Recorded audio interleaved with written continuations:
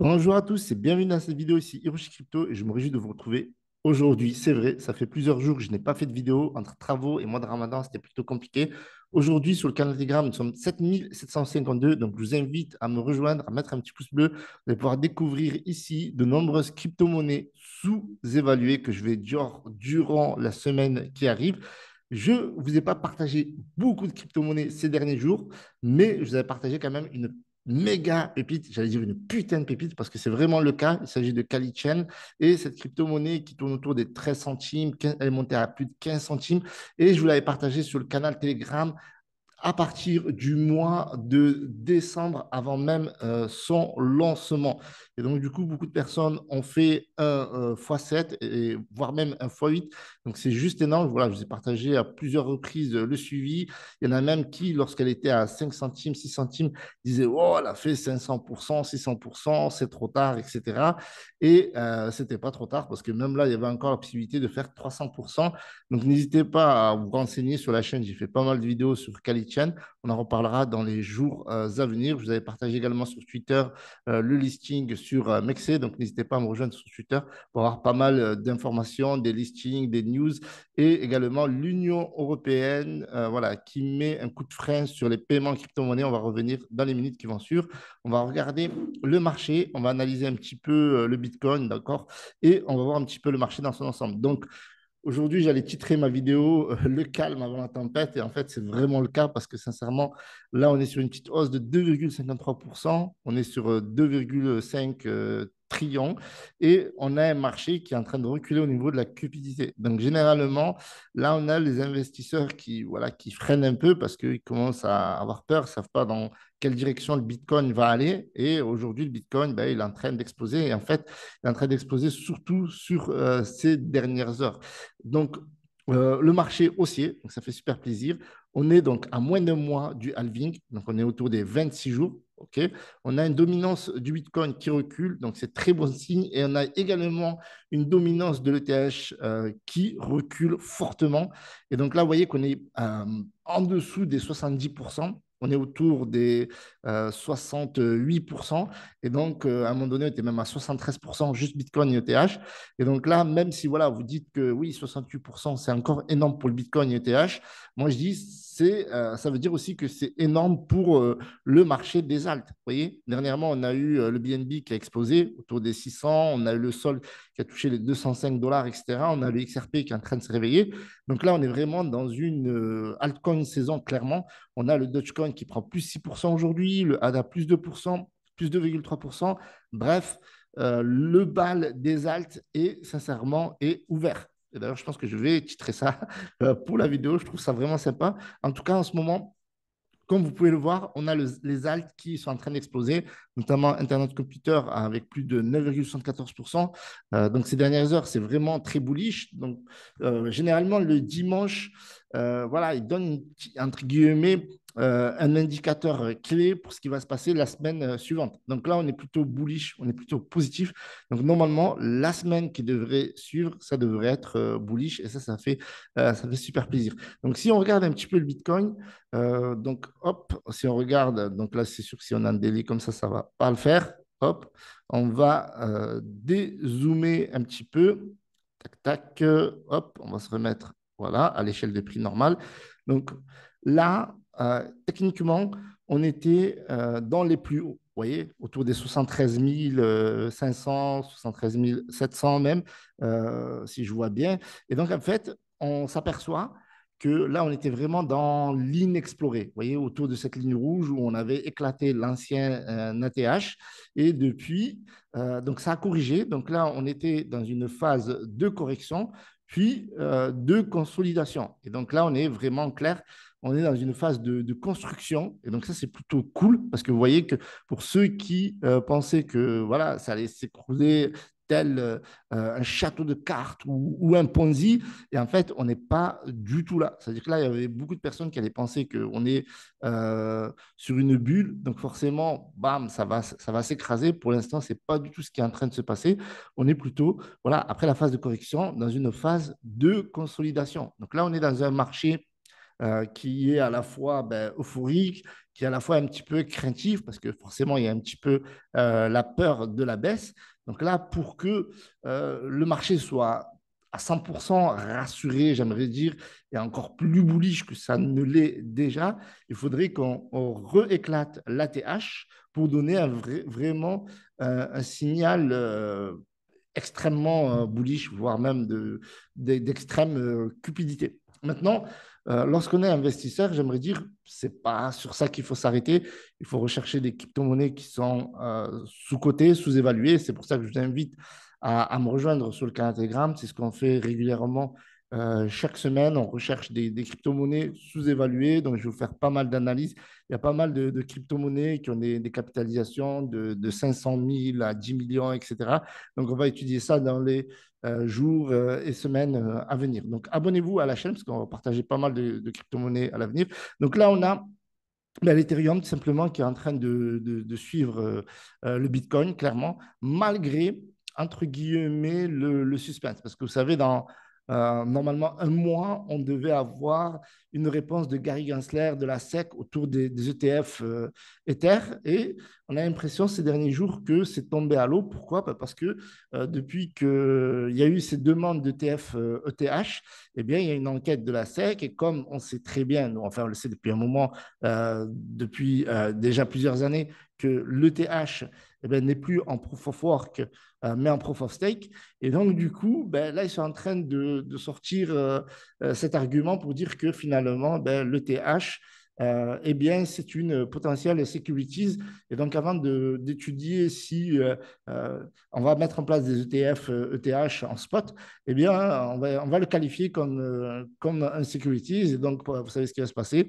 Si ça se passe comme ça, ça va être mis à la même sauce que Solana, que Cardano, que Polygon, et donc potentiel procès pour savoir si c'est une securities ou pas, ou en tout cas mettre des bâtons dans les roues sur Ethereum.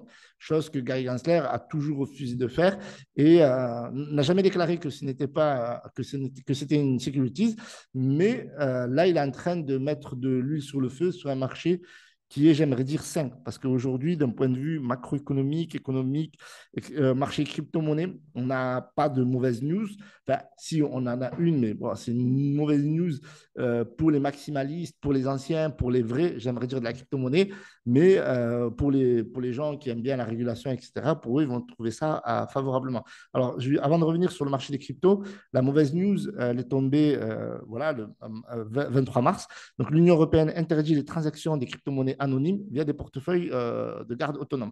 Alors, ça veut dire quoi? Ça veut dire que si vous avez vos crypto-monnaies dans un wallet MetaMask de manière anonyme, etc., voilà, par KYC, etc., bien normalement, vous ne pouvez pas utiliser un moyen de paiement et acheter des produits sur Internet ou acheter des produits sur un magasin, etc., au sein de l'Union européenne. Donc, la loi est tombée, ça a été voté, donc c'est interdit. Et genre, excuse, c'est législation anti-blanchiment. Voilà, leur objectif, c'est de lutter contre le blanchiment d'argent. Donc, dans un récent changement de réglementation, l'Union européenne a interdit les transactions de crypto-monnaies, quelle qu'en soit la valeur, effectuées par l'intermédiaire de portefeuilles de crypto-monnaies non identifiés et non dépositaires. Voilà.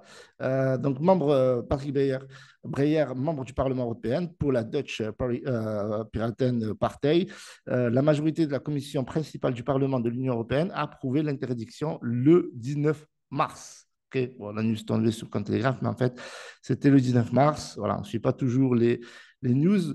Voilà, surtout, j'étais absent, mais voilà, pour ceux qui ne sont pas au courant, je voulais vous faire ce rappel de cette news qui est plutôt des bâtons dans les roues pour les gens qui aiment bien Bitcoin, parce qu'à la base, c'est quoi Bitcoin? C'est cet échange de pair à pair de manière anonyme et de pouvoir faire des transactions, d'acheter sur Internet, d'acheter dans des magasins physiques, etc., sans qu'on sache clairement qui vous êtes ou quoi que ce soit. Voilà, ça donne un petit peu de l'anonymat, là où on est tracé, suivi par les paiements carte bleue.